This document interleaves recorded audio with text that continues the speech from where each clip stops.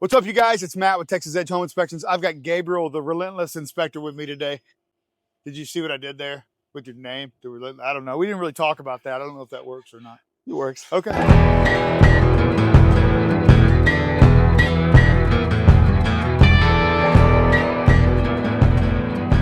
We're looking at a new construction house today, and we've already found several things that we want to show you guys today. This is just emphasizing the fact that no matter what, even if it's a new construction house, just because it's new does not mean it doesn't need to get inspected. Come check it out. So while Gabriel was getting started on the outside, I started to do some things on the inside of the house. And one of the first things I come across looks to be some backed up plumbing. You can see that when I go to flush this toilet, it's very slow to flush. It eventually goes down, but it is definitely struggling. And then we move on to the next toilet, and this one, when I flush it, it pretty much doesn't flush at all. To me, it's definitely an early indication of some plumbing problems, but we are going to keep investigating. For now, I'm going to proceed with my inspection and see what happens. We're going to come through here and drain a bunch of water a little bit later, and hopefully it doesn't back up, but if it does, that's the job. That's what we're supposed to find. Let's find some other things. I've had the air conditioner running for a while now, and it doesn't really seem to be cooling like it's supposed to. So we're going to check it with a thermal camera. First, I take a picture at the return, and I see what the return temperature is. Then I'll start taking readings at all of the supply registers throughout the house. I'm looking for them to be relatively close to one another, but I'm also looking to make sure that we have a minimum of a 15-degree delta between the return and the supply. Maximum of 22, but we got to at least meet that minimum. And today, it doesn't look like we're meeting that minimum. So we already know the AC is not doing what it's supposed to be doing. But furthermore, when I get to this bathroom, it doesn't seem to have any air coming out of the supply register at all. The dark purple and blue colors on the thermal camera indicate cooler temperatures. You can see the supply register in the bedroom about 65 degrees. This other bedroom, it's about the same. You see the dark blue or purple color, and we're looking at about 65 degrees here too. But when we go in this hall bathroom, things are a little bit different. You can see here that the color is the same color as the ceiling, and it's about 80 degrees. And furthermore, you go in this other little section of the bathroom where the shower is, and we do have air there. Upon further investigation, I even found a closet inside one of the bedrooms that had the same problem. That's definitely a problem that needs to be checked out. We're going to check it out a little bit further when we get in the attic to see if we have any restricted or disconnected ductwork. Our new construction houses are supposed to be built relatively airtight, right? Well, that's not the case at all of the exterior doors of this property. Even with the weather stripping in place, we have openings where we can get air intrusion, insect intrusion, especially at the bottoms of these doors. The front door and the garage door both have substantial openings at the bottom. This is going to make you uncomfortable for a variety of reasons. Number one, all that hot air is going to get inside the house, challenging the already poorly functioning HVAC system. Furthermore, you're going to be uncomfortable with all the bugs that are going to get in through there. We've got a new construction sub panel here. The main panel's out in the front yard, and we have another disconnect on the outside of the house. There's problems with the sub panels. Let's check them out.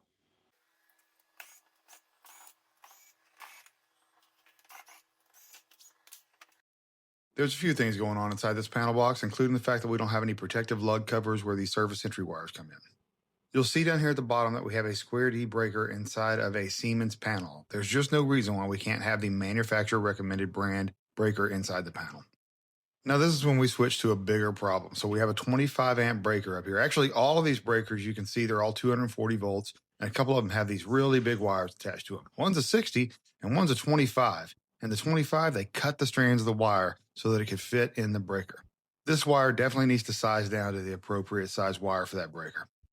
Now behind me is another sub panel. This might look like a main disconnect, and it is a disconnect, but it's not the main disconnect. You can see that we don't have the meter over here. That's because around on the front side of the house, actually way down, these are really big lots, and way off the side of the house, there is a meter that has another disconnect. I've opened that thing up, and it all looks fine.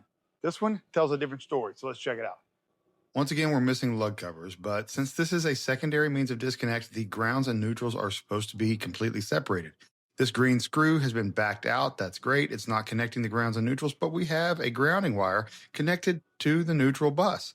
And furthermore, we have more ground wires connected to a bus over here that is also connected to the neutral. The ground wire should be on this bus back over here connected to the panel box itself. No bond between neutrals and grounds in the secondary panel. While we're over here on this side of the house, I noticed this roof valley, and you can see we don't have gutters, so water just comes pouring down this valley and starts to erode this area of the soil. This is going to cause water to collect near the foundation, and that causes settlement. It's a good idea to get gutters, not just here, all the way down the side of the property to help direct water away from the structure. Now, looking up at the roof, I noticed all of these slightly lifted shingles. This is because the nails have not been driven in flush with the shingle material, so they are pushing up on the shingle above it. This all needs to get corrected. And still looking over here on this side of the house, I look over at this corner and we have some poorly installed drip edge flashing. There's basically a hole at the top, which is leaving a portion of the decking exposed to the elements. Now, we were talking about water ponding up near the foundation being bad, but you don't want it ponding in your driveway either. And you can see right here, we have a low spot in the driveway, which is collecting a lot of water. This needs to be directed away from the structure. Looks like Gabriel's on the roof. Let's get up there and check it out with him.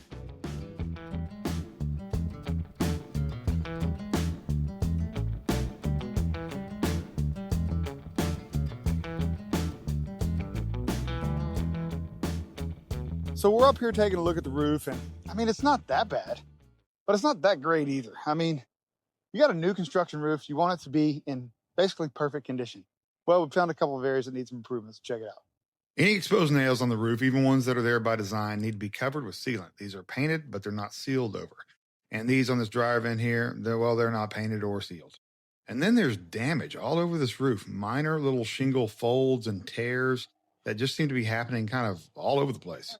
Some of this may be manufacturer defects. Some of it may have happened during installation. I'm not real sure, but it's not great. Then you've got all of these exposed nails where they put them in the wrong place. Basically, they got them too low and they're not covered by the shingle above them. We find this stuff all the time on just about every single roof. They just got to slow down with that nailer. And you remember earlier when we were talking about the lifted shingles because of the fasteners underneath them? Well, this is what it looks like when you lift up a shingle. We'll continue to go over the rest of this roof and document any findings that we have along the way, but let's move on. Now, this next thing isn't like a code violation or anything, but it's just what I would consider to be dumb. Actually, let me just say, I think this is a mistake cover-up, okay? So we got a outside electrical receptacle right here, right? This is for the back porch. Now, all of these are usually tied into a GFCI protected outlet in the garage or on a GFCI breaker in the garage. But look what happens whenever I test this one.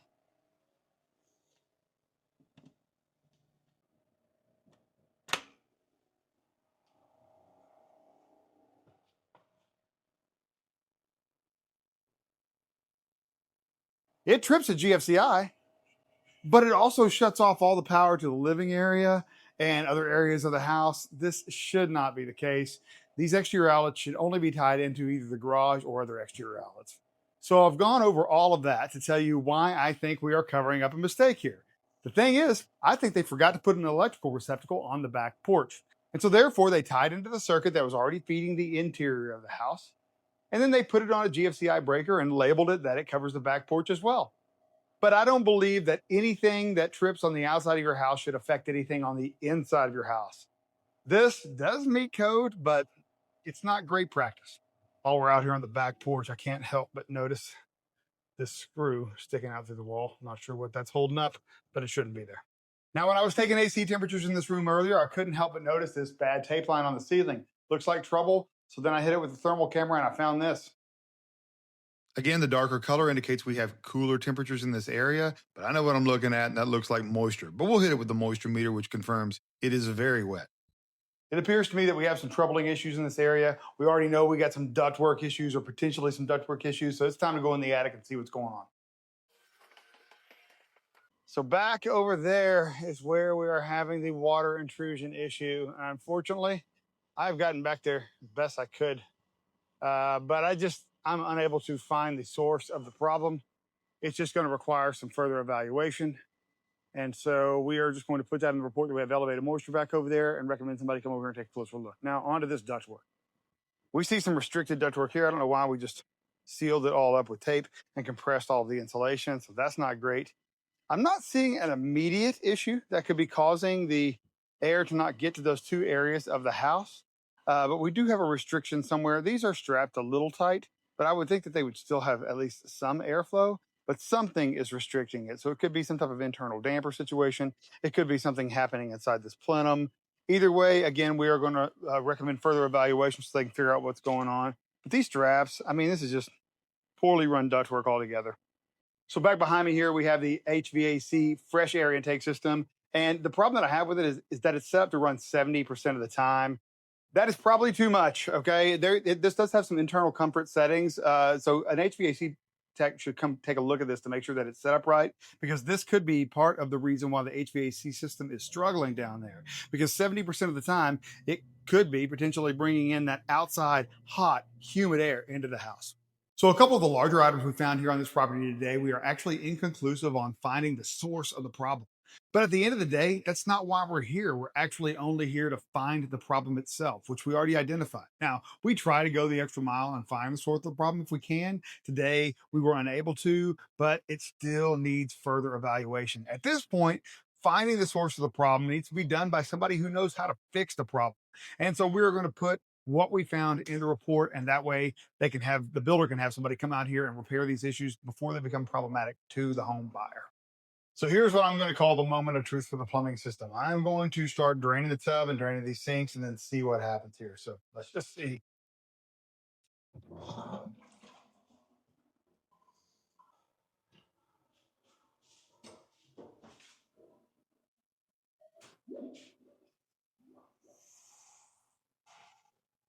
That bubbling toilet is not good. When the toilet starts bubbling like this when we drain tubs and sinks, it's an indication that we have a blockage in the drain line. And you can see that water even starts backing up into the shower whenever we're draining tubs and sinks throughout the house. We're going to continue our process throughout the kitchen, look at all the appliances, check all the outlets throughout the house, do our regular inspection thing. But we've already found several items that definitely make this home inspection very valuable to the buyer. And we're really glad they're not going to have to deal with these problems when they move in. All right, everybody, that is not everything that we found on this inspection today, but that's everything that's going in this video because we have to wrap it up and get to another job. You guys give us a call. Text us at Home Inspections. We want to inspect your next house. All right, bye now. I kind of do that, like, a little less figured. No, I feel it. I mean, I took it like from your ID control with the machine. It's kind of weird. I don't know. I like the physical stick. Let's go with that.